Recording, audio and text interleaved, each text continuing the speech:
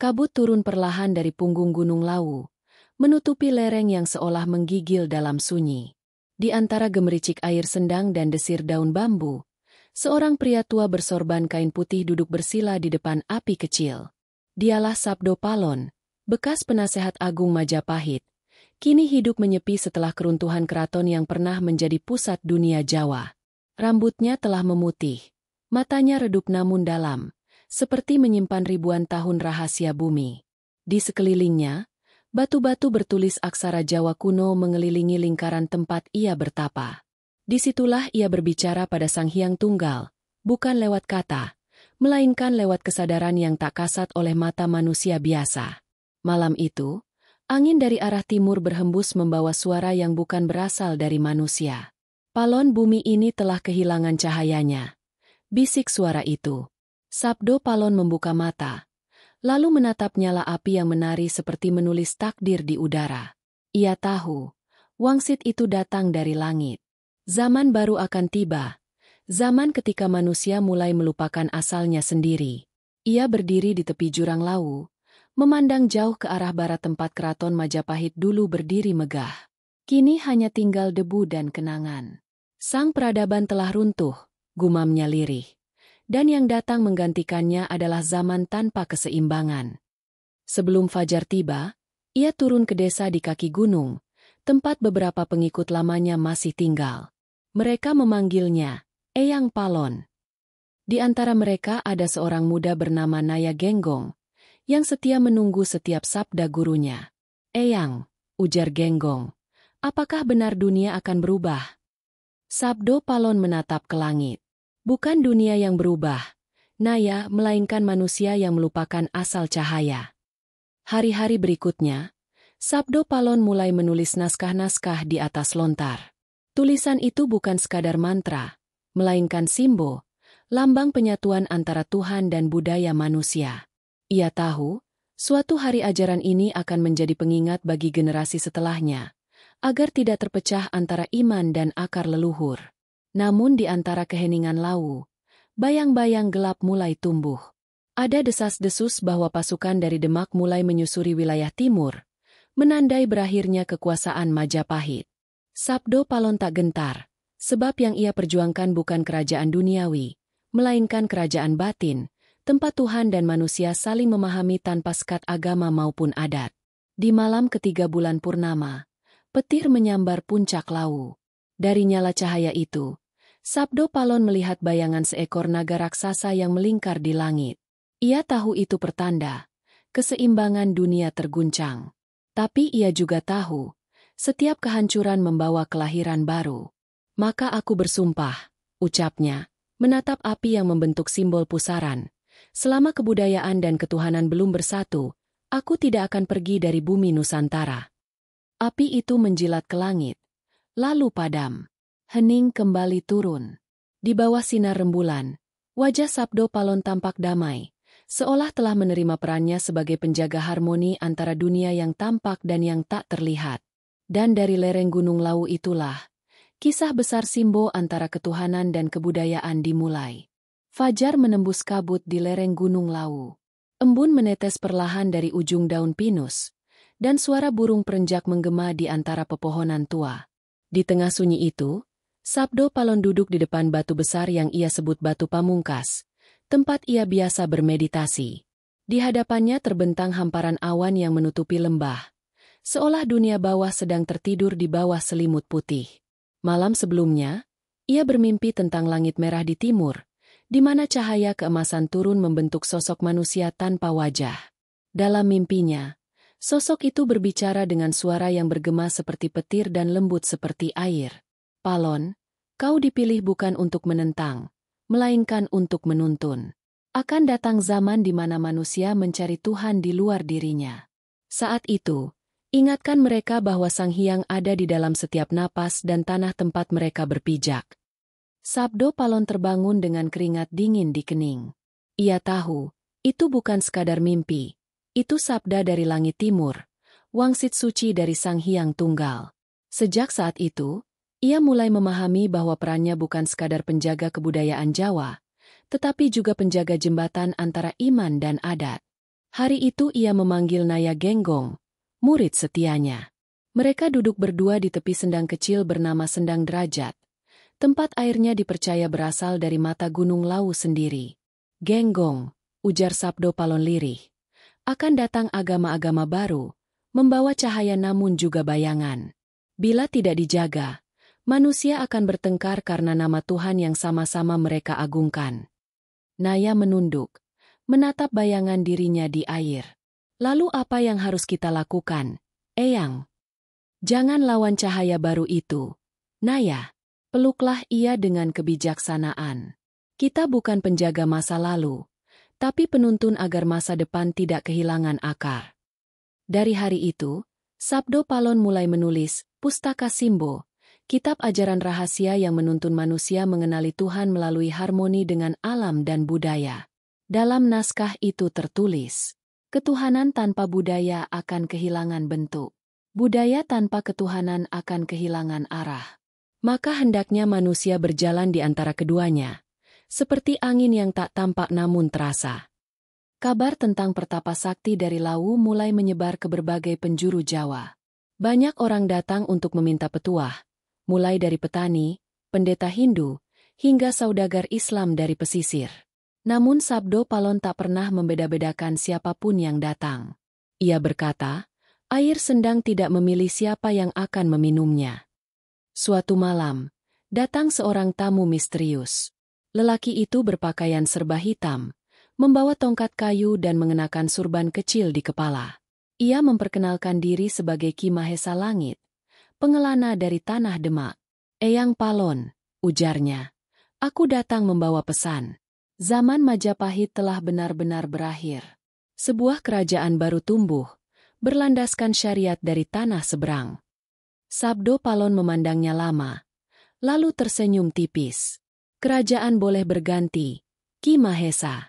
Tapi bumi ini tetap satu, langitnya tetap yang sama. Siapapun penguasanya, ia hanyalah penjaga sementara. Yang abadi hanyalah keseimbangan. Ki Mahesa mengangguk, lalu meninggalkan sehelai kain bertuliskan kalimat Arab di tangan Sabdo Palon. Ia membacanya pelan, merasakan getar dalam setiap huruf yang tak sepenuhnya ia pahami, namun ia rasakan maknanya di hati. Malam itu ia sadar, bahasa Tuhan bisa datang dalam banyak rupa, dan setiap lidah manusia hanyalah pantulan kecil dari cahaya besar yang sama. Beberapa hari kemudian, petir menyambar puncak Lawu. Naya Genggong melihat gurunya berdiri di atas batu pamungkas, dikelilingi cahaya keemasan. Naya, teriak Sabdo Palon di tengah gemuruh. Ingatlah ini, bila suatu hari budaya dan agama bertikai, carilah Simbo, lambang kesatuan yang kita tanam hari ini. Dari celah awan, suara seperti kidung terdengar, mengalun di antara gemuruh. Ketuhanan dan kebudayaan bukan dua jalan yang berbeda. Keduanya adalah sepasang sayap menuju langit yang sama. Cahaya itu mereda, menyisakan keheningan yang sakral. Naya Genggong berlutut. Air matanya menetes di tanah lembab. Disinilah, di lereng Lawu yang sunyi, sabda dari langit timur mulai hidup, bukan sekadar sebagai ajaran, melainkan sebagai janji. Janji bahwa Sabdo Palon akan menjadi penjaga jiwa Nusantara, selama manusia masih menatap langit dan memijak bumi. Hujan turun pelan di tengah hutan lebat alas Ketonggo, wilayah yang diselimuti kabut dan mitos sejak zaman para dewa. Pohon-pohon beringin menjulang tinggi, akar-akarnya menjuntai seperti tirai yang memisahkan dunia manusia dari alam halus. Di tengah hutan itulah, Sabdo Palon berjalan bersama muridnya Naya Genggong, menyusuri jalur sunyi menuju tempat yang disebut Watu Kuncung, batu suci tempat para leluhur dahulu bersumpah menjaga kesetiaan kepada bumi Jawa. Angin sore membawa aroma tanah basah dan bunga hutan yang mekar liar. Setiap langkah Sabdo Palon seolah diiringi bisikan halus dari arwah leluhur yang mendiami hutan itu. Naya Genggong melangkah hati-hati, sesekali menatap ke arah gurunya yang tampak seperti bayangan hidup antara manusia dan gaib. Eyang, ujar Naya lirih, mengapa kita datang ke tempat ini? Konon hutan ini tempat berkumpulnya makhluk tak kasat mata. Sabdo Palon tersenyum samar. Karena disinilah batas dunia manusia dan dunia roh bertemu. Naya, Bila kita ingin menjaga keseimbangan, maka sumpah itu harus diucapkan di tempat keseimbangan dilahirkan. Mereka tiba di tengah hutan, di mana batu besar berlumut berdiri tegak dikelilingi lingkaran pohon. Di sana, Sabdo Palon menancapkan tongkatnya, lalu duduk bersila. Langit mendung menggantung di atas kepala, dan suara petir jauh di timur seperti memberi isyarat bahwa alam ikut menyimak. Dengarlah, Naya, ucapnya dengan suara yang dalam. Zaman sedang berubah. Keyakinan baru datang membawa semangat baru, tapi juga membawa bayang-bayang perpecahan. Bila tidak dijaga, bumi Nusantara akan terbelah bukan oleh pedang, tapi oleh pikiran manusia yang saling menolak satu sama lain. Naya mengangguk perlahan, merasakan beratnya kata-kata itu. Apa yang harus kita lakukan, Eyang? Sabdo Palon menatap ke langit. Kita tidak boleh memihak satu sisi. Tugas kita adalah menjadi jembatan. Maka hari ini, aku akan bersumpah atas nama bumi, air, angin, dan api, 4 unsur yang menjadi nafas kehidupan, untuk menjaga keselarasan antara ketuhanan dan kebudayaan. Ia mengangkat kedua tangannya ke arah langit, lalu berkata dalam bahasa kuno, Sang Hyang Tunggal, saksikanlah, aku, Palon, hamba tanah Jawa, bersumpah akan menjaga warisan leluhur dari kebencian, menuntun manusia agar mereka memahami bahwa jalan menuju MU tak hanya satu. Bila suatu hari bumi ini terbelah oleh keangkuhan iman, biarlah aku turun kembali untuk menegakkan kesadaran yang sejati. Tiba-tiba angin bertiup kencang. Dedaunan berputar membentuk pusaran cahaya. Di dalam pusaran itu tampak bayangan-bayangan halus, para leluhur, pendeta, dan arwah para raja Majapahit. Mereka mengangguk perlahan, memberi restu. Batu-batu kuncung bergetar halus. Lalu di atasnya muncul cahaya biru kehijauan yang menyala seperti nyala api abadi. Lihatlah, Naya, kata Sabdo Palon. Itulah tanda bahwa sumpah ini diterima alam. Naya menatap terpana. Air matanya menetes tanpa ia sadari. Dalam hati, ia tahu bahwa gurunya bukan sekadar manusia biasa. Ia adalah penjaga takdir yang berjalan di antara waktu. Namun dari balik pepohonan, 2 sosok berjubah hitam memperhatikan dari kejauhan. Mereka adalah utusan dari Demak, dikirim oleh seorang ulama muda yang mendengar kabar tentang pertapa sakti yang masih mempertahankan ajaran lama. Salah satu dari mereka berbisik, lihat, ia masih menyebarkan ajaran kuno. Bila dibiarkan, orang-orang akan bingung membedakan antara agama dan budaya. Yang lain menjawab lirih. Tapi apakah yang ia katakan salah? Bukankah keseimbangan juga ajaran para nabi? Diamlah, kita hanya pembawa pesan. Hujan berhenti. Kabut mulai menipis. Sabdo Palon berdiri, menatap lurus ke arah tempat kedua utusan itu bersembunyi, seolah tahu keberadaan mereka. Pergilah, katanya tanpa menoleh. Katakan pada guru kalian, aku bukan musuh cahaya. Aku hanya menjaga agar cahaya itu tidak membakar bumi ini. Kedua utusan itu gemetar, lalu pergi tanpa sepatah kata. Naya memandang gurunya dengan mata penuh tanya, tapi Sabdo Palon hanya tersenyum. Kadang, Naya, kebenaran tidak harus dijelaskan. Ia akan berbicara sendiri melalui perbuatan. Menjelang senja, mereka meninggalkan alas Ketonggo. Dari kejauhan, cahaya biru di atas batu suci itu masih menyala, seolah menjadi saksi bahwa sumpah telah diucapkan, sumpah suci penjaga harmoni antara langit dan bumi. Sejak hari itu, legenda menyebut bahwa siapapun yang memasuki hutan Ketonggo dengan hati murni akan mendengar suara gaib yang berbisik lembut di telinganya. Ingatlah, manusia Nusantara, ketuhanan tanpa kebudayaan hanyalah langit tanpa bumi. Dan kebudayaan tanpa ketuhanan hanyalah tanah tanpa cahaya. Itulah sumpah di alas Ketonggo, sumpah yang mengikat roh Sabdo Palon pada nasib bumi Jawa, dan menandai awal dari perjuangan panjang antara cahaya iman dan akar kebudayaan. Langit barat memerah di atas dataran Pajang, dan dari kejauhan, bekas istana Majapahit tampak hanya seperti bayangan masa lalu yang terbenam di antara sawah dan reruntuhan bata merah. Sabdo Palon berdiri di tepi sungai yang kini kering, memandang ke arah barat dengan tatapan sendu. Di sebelahnya, Naya Genggong menatap wajah gurunya dengan perasaan campur aduk antara hormat dan iba. "Eyang," ucap Naya, "Majapahit telah benar-benar tiada." Bendera baru berkibar di Demak. Para ksatria yang dulu bersumpah di bawah Panji Hayam Wuruk kini telah menanggalkan ikrar mereka. Sabdo Palon menghela napas panjang. Kerajaan memang bisa runtuh, Naya.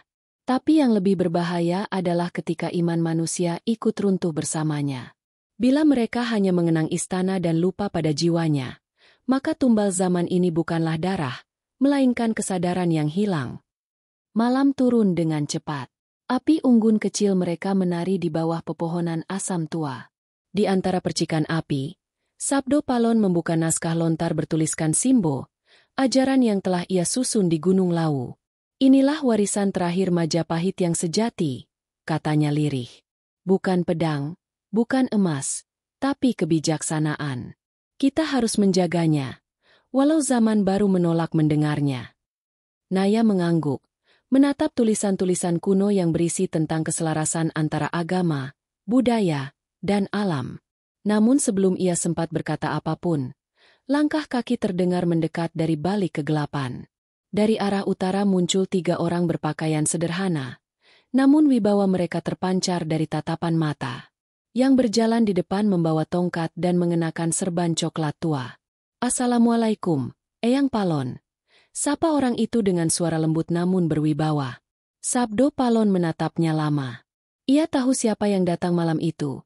Sunan Kalijaga, sang wali yang terkenal bijak dan memahami bahasa budaya lebih dalam dari siapapun di antara rekan-rekannya. "Waalaikumsalam, Kanjeng Wali," jawab Sabdo Palon perlahan. "Kabar kehadiranmu telah kudengar dari angin Lawu." Sunan Kalijaga tersenyum kecil. "Aku datang bukan untuk menentangmu, Eyang, tapi untuk berbicara dari hati ke hati. Banyak orang menganggap engkau menolak agama baru ini. Benarkah demikian?" Sabdo Palon menatap api. Wajahnya tenang. "Aku tidak menolak cahaya, Kanjeng. Aku hanya menjaga agar cahaya itu tidak membutakan. Setiap zaman memiliki jalannya, namun manusia kerap memaksakan satu jalan untuk semua." Sunan Kalijaga menunduk, lalu duduk di seberang api unggun. "Aku mengerti, tapi agama ini datang membawa kedamaian, bukan untuk menyingkirkan budaya lama. Namun sebagian orang salah memahami makna suci itu." Keduanya terdiam lama. Angin berembus pelan, membawa aroma bunga melati liar dari arah sungai. Di tengah keheningan itu, Sabdo Palon berkata, "Bila demikian, biarlah aku menjadi penjaga batasnya. Aku tidak akan melawan agama yang datang, tapi aku juga tak akan membiarkan kebudayaan Jawa musnah.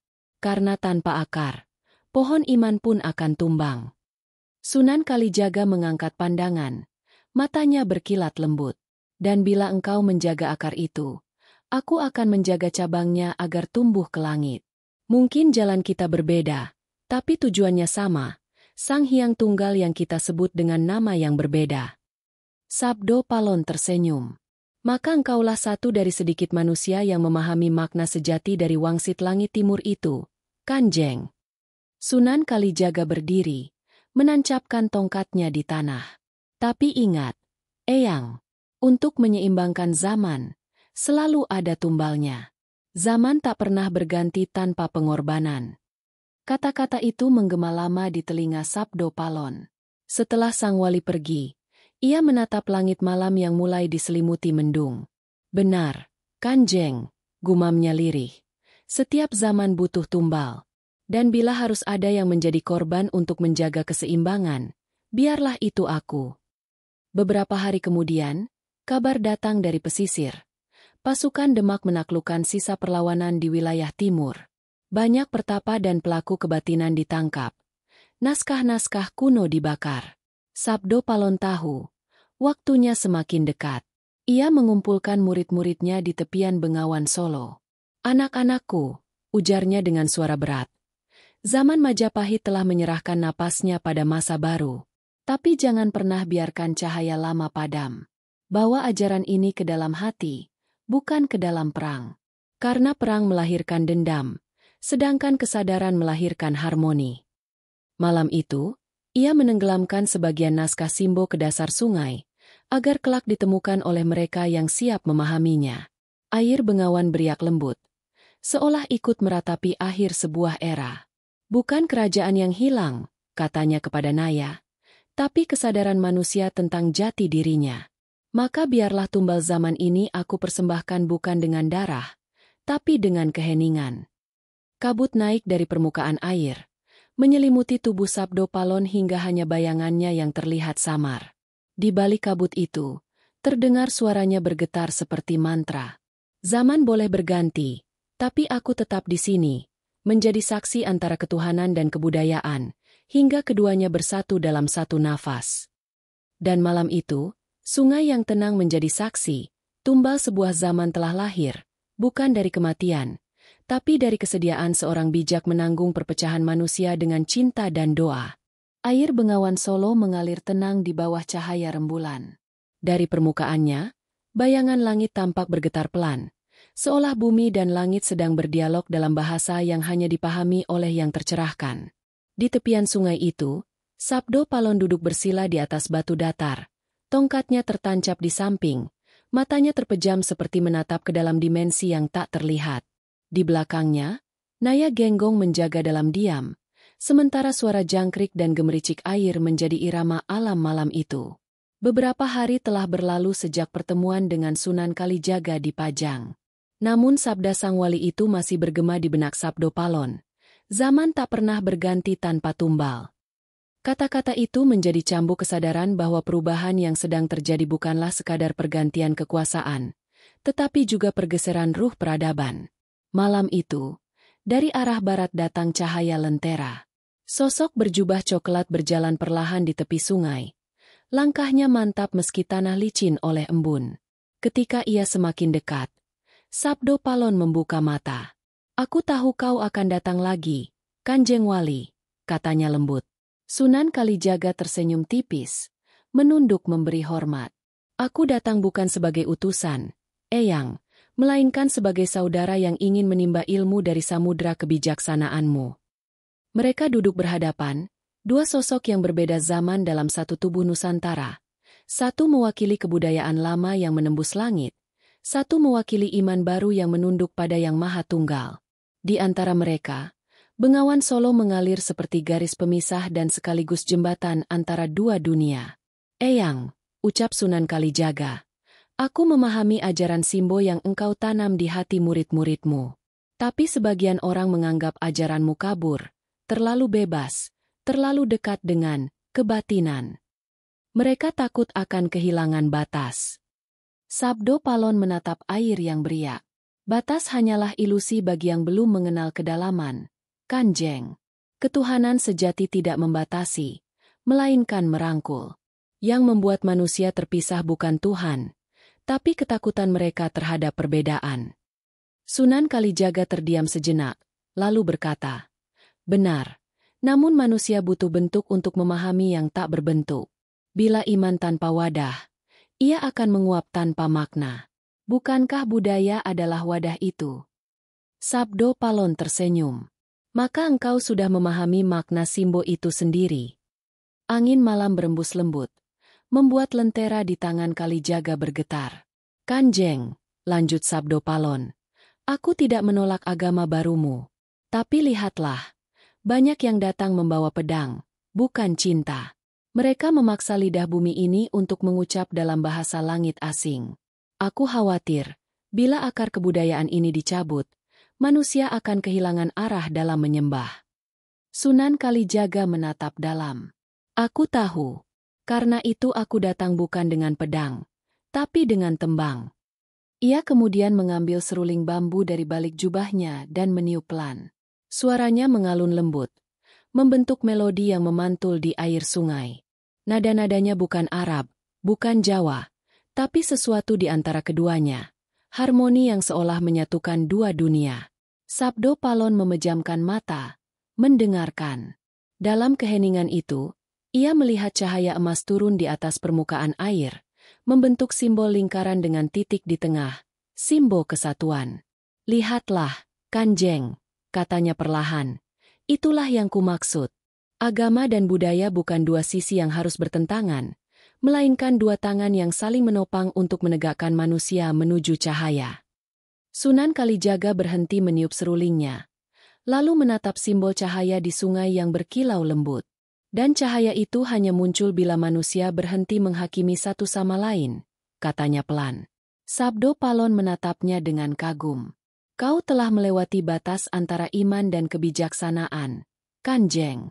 Mungkin engkaulah jembatan yang akan menyelamatkan bumi Jawa dari kehancuran batinnya. Mereka terdiam lama, dua sosok itu, seolah membiarkan sungai menjadi saksi kesepakatan tak tertulis di antara mereka. Seekor bangau putih terbang rendah melintas di atas air, meninggalkan riak halus yang menghapus lambang cahaya tadi, tanda bahwa kesatuan itu tidak perlu dipamerkan, cukup dirasakan. Sebelum berpisah, Sunan Kalijaga berkata lembut, Eyang, bila suatu hari manusia lupa pada Simbo, aku akan menyelipkannya dalam tembang dan wayang. Agar ketika mereka bernyanyi dan menonton, sesungguhnya mereka sedang mengenal Tuhan. Sabdo Palon tersenyum haru. Dan aku akan menjaga dari balik kabut, memastikan tembangmu tak hilang di telan zaman. Fajar perlahan naik di ufuk timur, mengubah warna bengawan menjadi keemasan. Dua manusia bijak itu berdiri, saling menunduk, lalu berjalan ke arah yang berlawanan. Satu menuju dunia kasat mata, satu menuju alam rahasia. Sejak hari itu, penduduk di tepian bengawan sering mendengar suara seruling tanpa sumber, mengalun di antara kabut pagi. Mereka percaya itu suara Sabdo Palon dan Sunan Kalijaga, yang terus berdialog dalam keabadian tentang satu hal yang tak pernah berubah. Bahwa ketuhanan dan kebudayaan bukan dua jalan yang berbeda, melainkan dua nafas yang menghidupkan jiwa Nusantara. Langit selatan mulai berwarna kelabu. Angin dari Laut Jawa berhembus kencang menembus lereng Gunung Lawu, membawa hawa dingin dan aroma hujan. Kabut turun lebih tebal dari biasanya, seolah alam tengah menyiapkan panggung bagi pergulatan batin yang akan menentukan arah zaman. Di pertapaan kecil di lereng barat, Sabdo Palon duduk sendirian di depan api yang nyalanya bergetar ditiup angin. Di sekitarnya, naskah-naskah pustaka Simbo tersusun rapi, sebagian mulai rapuh dimakan usia. Sudah bertahun-tahun sejak pertemuan terakhirnya dengan Sunan Kalijaga di tepian bengawan. Dunia di bawah sana terus berubah. Di pesisir utara, menara-menara masjid menjulang. Di pedalaman, banyak petapa meninggalkan laku leluhurnya karena takut disebut kafir. Sabdo Palon melihat perubahan itu bukan dengan amarah, tapi dengan rasa kehilangan yang sunyi. Ia tahu, yang bergeser bukan hanya ajaran, melainkan roh kebudayaan itu sendiri, roh yang membuat manusia menyatu dengan alam dan sesamanya. Suatu sore, Naya Genggong datang tergesa, wajahnya tegang. Eyang, murid-murid di desa Kembang Arum bertengkar. Mereka saling menuduh sesat karena berbeda cara memuja. Ada yang mengikuti ajaran dari pesisir, ada yang setia pada Simbo. Mereka hampir saling bunuh. Sabdo Palon menghela napas panjang, matanya redup. Inilah badai yang kutakutkan, Naya.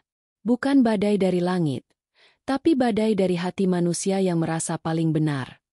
Ia menatap muridnya, lalu berkata pelan, persiapkan dirimu.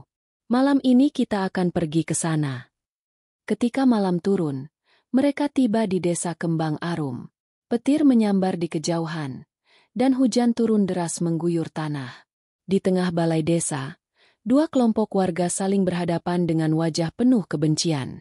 Beberapa membawa obor, sebagian menggenggam senjata tajam. Di tengah mereka berdiri seorang lelaki muda berpakaian putih, pengikut ajaran baru dari Demak, berhadapan dengan seorang tua berpakaian kain hitam, penjaga adat desa. Berhenti! Suara Sabdo Palon menggema, menembus hujan seperti suara dari dalam bumi. Semua kepala menoleh. Dalam cahaya petir, wajahnya tampak tegas. Rambut putihnya menempel di dahi. Apakah kalian lupa pada tanah yang kalian pijak? Lupa pada udara yang sama kalian hirup? Lelaki muda itu menjawab lantang. Kami hanya ingin menegakkan kebenaran, Eyang. Ajaran lama ini penuh tahayul. Kami ingin murni menyembah Tuhan tanpa perantara. Sabdo Palon menatapnya dalam-dalam. Dan apakah Tuhanmu mengajarkan untuk membakar rumah saudaramu sendiri demi kemurnian? Hening. Hujan mereda menjadi rintik. Dalam diam yang berat itu, Sabdo Palon mengangkat tangannya dan berkata, "Kemarilah, kalian berdua." Lelaki muda dan orang tua berpakaian hitam maju dengan langkah ragu. Sabdo Palon menancapkan tongkatnya di tanah yang becek, lalu menggambar simbol, lingkaran dengan titik di tengah, menggunakan ujung tongkat. Inilah simbol. Lihat dan pahami. Lingkaran ini adalah kebudayaan, wadah, bentuk, bahasa manusia. Titik di tengah adalah ketuhanan, sumber kehidupan. Bila kau memisahkan keduanya, lingkaran akan kosong, dan titik itu tak punya tempat berpijak. Keduanya menunduk. Wajah mereka berubah. Air hujan menghapus sebagian gambar simbol itu, seolah alam sendiri ikut menyucikannya. Ketuhanan tanpa kebudayaan adalah langit tanpa bumi, lanjut Sabdo Palon. Dan kebudayaan tanpa ketuhanan adalah bumi tanpa cahaya. Jangan jadikan Tuhan sebagai alasan untuk membenci, karena setiap kebencian adalah penolakan terhadapnya. Kata-kata itu menggema di antara bunyi hujan.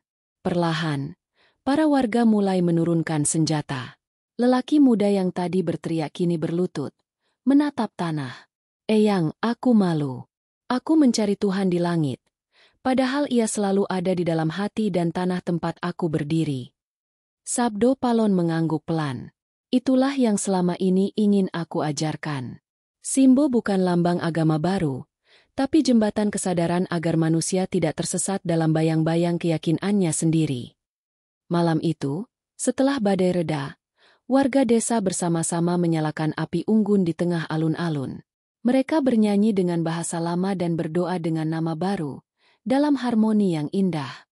Sabdo Palon memandang dari kejauhan, hatinya tenang. Namun jauh di dalam dirinya, ia tahu badai yang lebih besar sedang menunggu.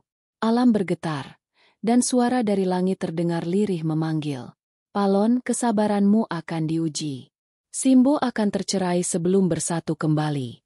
Dan manusia akan melupakan namamu sebelum memahami maknanya." Ia menutup mata, tersenyum pahit. "Bila itu kehendak Sang Hyang Tunggal, biarlah aku menjadi badai itu sendiri, agar manusia belajar dari guntur yang menyambar." Di puncak lau malam itu, petir menyambar batu besar, meninggalkan bekas guratan berbentuk pusaran, tanda alam atas sumpah baru Sabdo Palon. Sejak saat itu, para petapa lau menyebut malam itu sebagai lintang simbol, malam ketika langit dan bumi bersekutu untuk menjaga kesadaran Nusantara di tengah badai zaman. Dan Sabdo Palon, sang penjaga keseimbangan, kembali masuk ke dalam kabut, meninggalkan dunia manusia yang belum selesai dengan perdebatan tentang Tuhan, sementara ia terus menjaga api kesatuan dari balik tabir yang tak bisa dijangkau mata. Beberapa bulan setelah peristiwa badai di Kembang Arum, langit di lereng Gunung Lawu kembali cerah. Burung-burung jalak berterbangan di udara yang bersih, dan embun pagi menggantung di ujung daun cemara. Namun di hati Sabdo Palon, masih bergema suara dari langit malam itu, pesan gaib yang menyebut bahwa simbol akan tercerai sebelum bersatu kembali. Ia tahu, itu bukan ancaman, melainkan pertanda perubahan zaman yang tak bisa dielakkan. Suatu pagi, Naya Genggong mendaki menuju pertapaan membawa kabar. "Eyang, ada utusan dari timur datang mencarimu. Mereka menyebut dirimu sebagai penjaga ilmu Sangkan Paraning Dumadi. Mereka ingin menimba ilmu ketuhanan dari Eyang." Sabdo Palon hanya tersenyum samar. "Ketuhanan bukan air di sendang yang bisa ditimba, Naya. Tapi biarlah, bawalah mereka ke sini. Bila niat mereka jernih, Lawu akan menyambut." Beberapa hari kemudian, datanglah 3 orang utusan dari Tanah Blambangan, berpakaian putih dengan sorban tipis di kepala. Pemimpinnya seorang lelaki paruh baya bernama Ki Jayeng Raga. Berwajah teduh namun matanya tajam penuh tanya.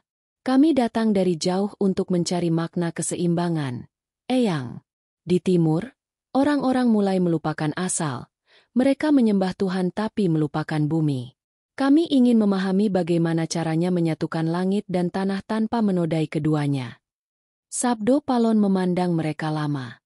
"Kalian datang bukan mencari ilmu, tapi mencari diri kalian sendiri," ujarnya lembut.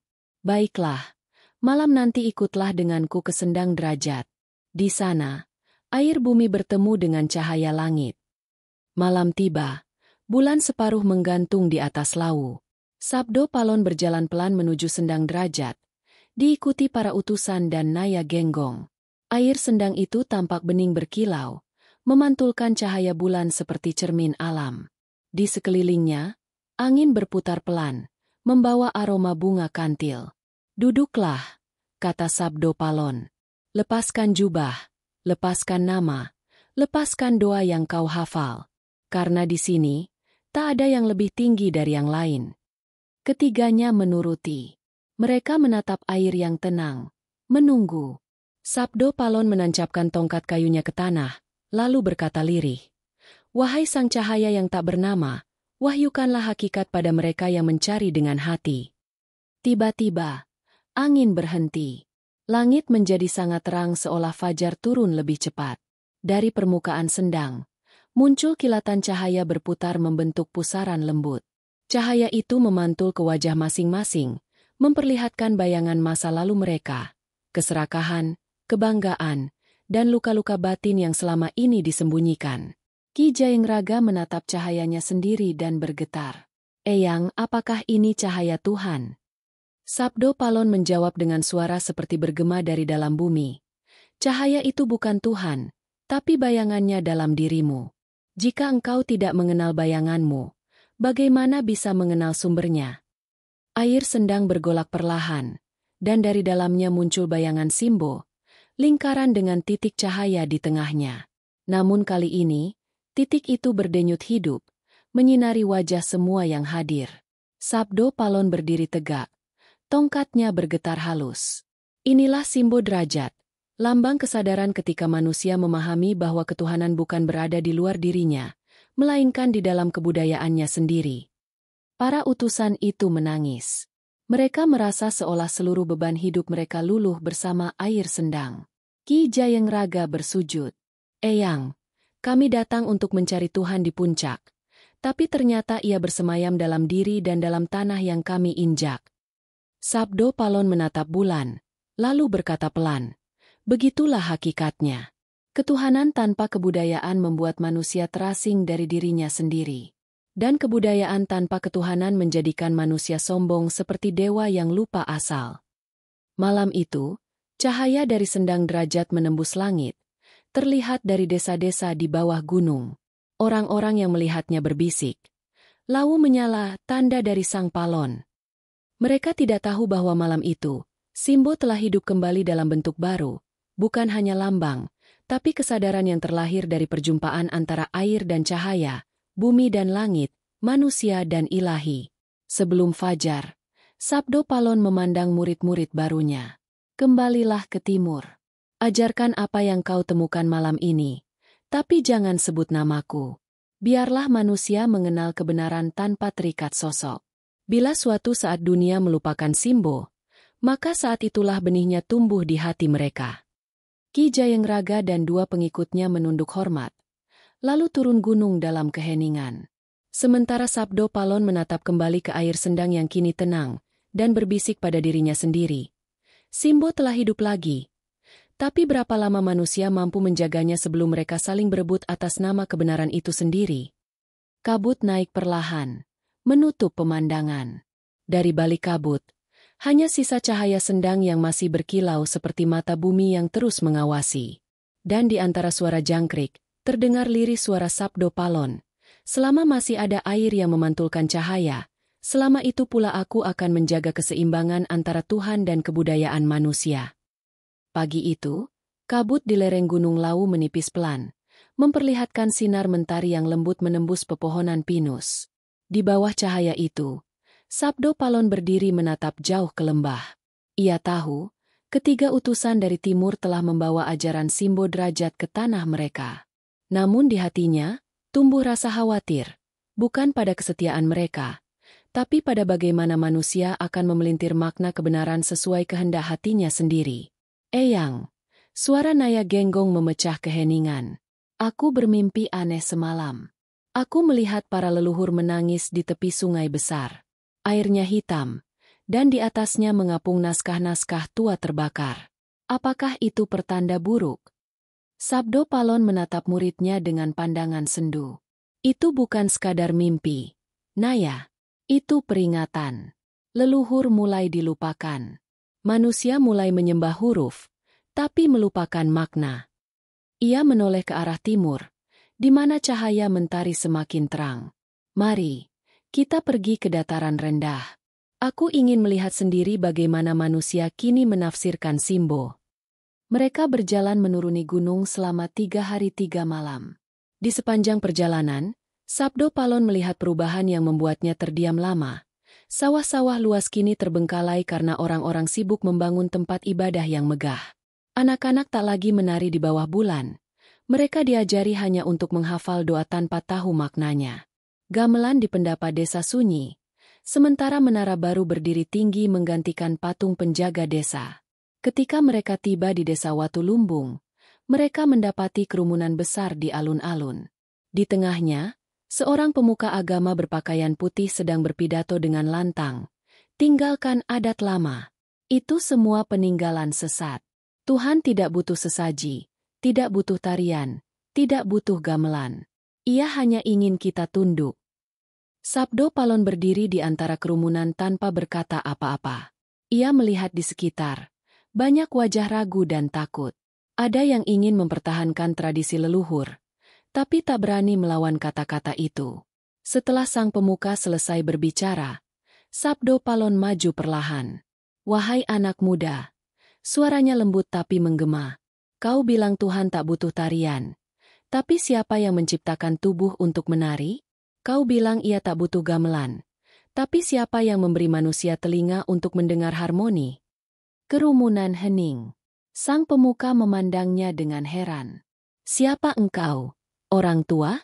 Mengapa berani menentang firman? Aku bukan penentang, jawab Sabdo Palon. Aku penjaga keseimbangan.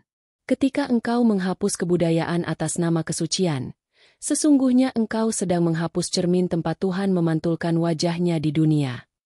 Ia berjalan ke tengah alun-alun, lalu menggambar Simbo di tanah dengan tongkat kayunya. Inilah lambang yang diwariskan para leluhur. Titik di tengahnya adalah Tuhan, dan lingkarannya adalah kebudayaan manusia. Jika kau buang lingkarannya, titik itu kehilangan wadahnya.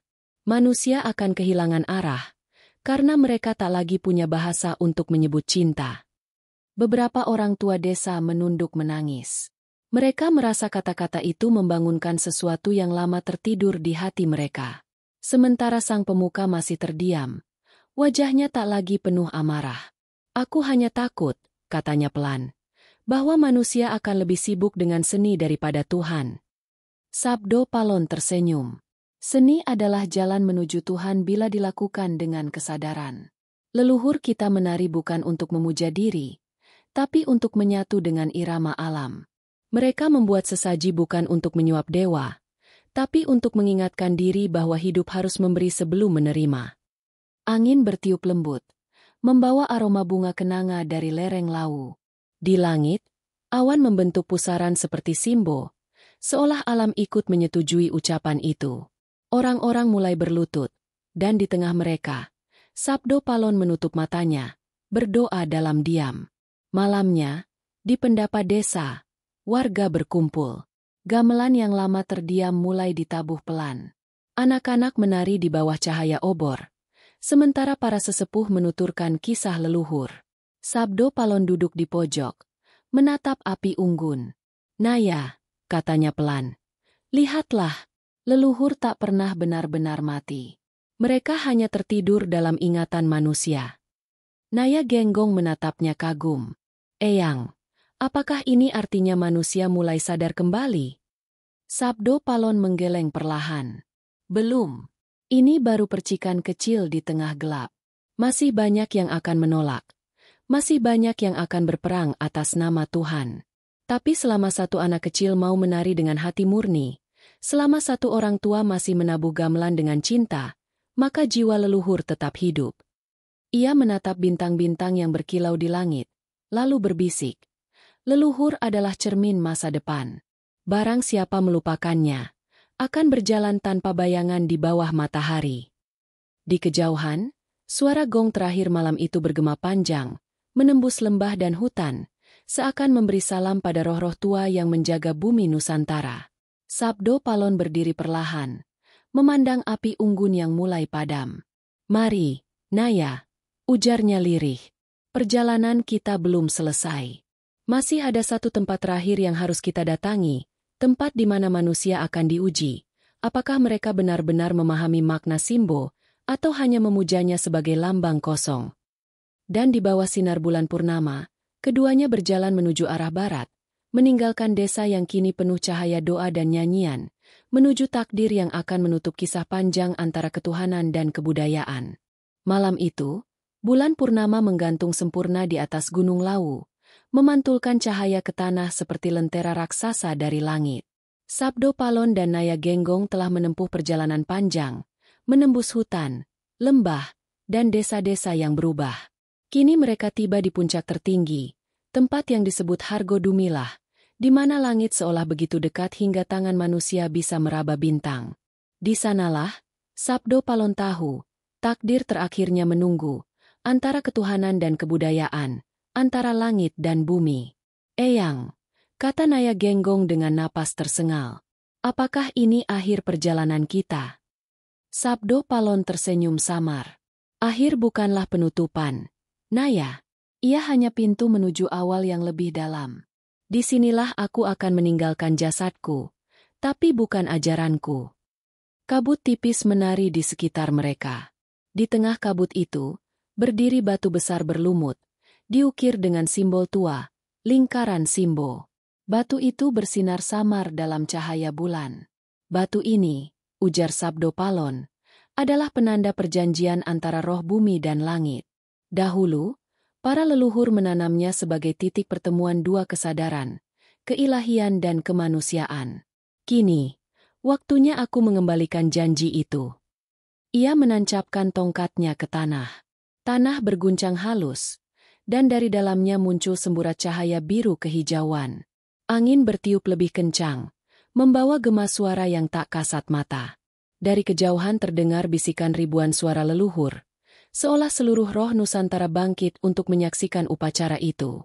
Sabdo Palon mengangkat kedua tangannya ke langit. "Wahai Hyang Suksma, Sang Wening yang tanpa wujud, hari ini aku bersumpah atas nama seluruh jiwa yang pernah hidup di tanah ini. Bila manusia melupakan keseimbangan antara engkau dan kebudayaan mereka, bila mereka menyembah langit tapi menginjak bumi, maka biarlah aku turun lagi suatu hari, bukan sebagai manusia, tapi sebagai kesadaran yang mengguncang hati mereka." Langit bergemuruh. Petir menyambar di kejauhan, namun tak membakar apapun. Cahaya putih menyelimuti tubuhnya, dan di sekelilingnya, batu-batu mulai bergetar. Naya Genggong menunduk dalam-dalam. Air matanya jatuh ke tanah. "Eyang, jangan pergi. Dunia masih butuhmu." Sabdo Palon menoleh, tersenyum penuh kasih. "Aku tak pernah pergi, Naya. Aku hanya berubah wujud. Saat manusia mengingat tarian, nyanyian, doa, dan alam sebagai satu kesatuan, saat itu aku hidup di hati mereka." Ia kemudian menatap ke arah barat, tempat matahari biasanya tenggelam.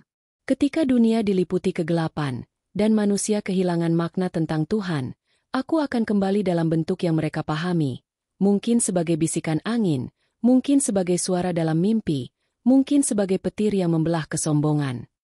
Tiba-tiba, langit terbuka.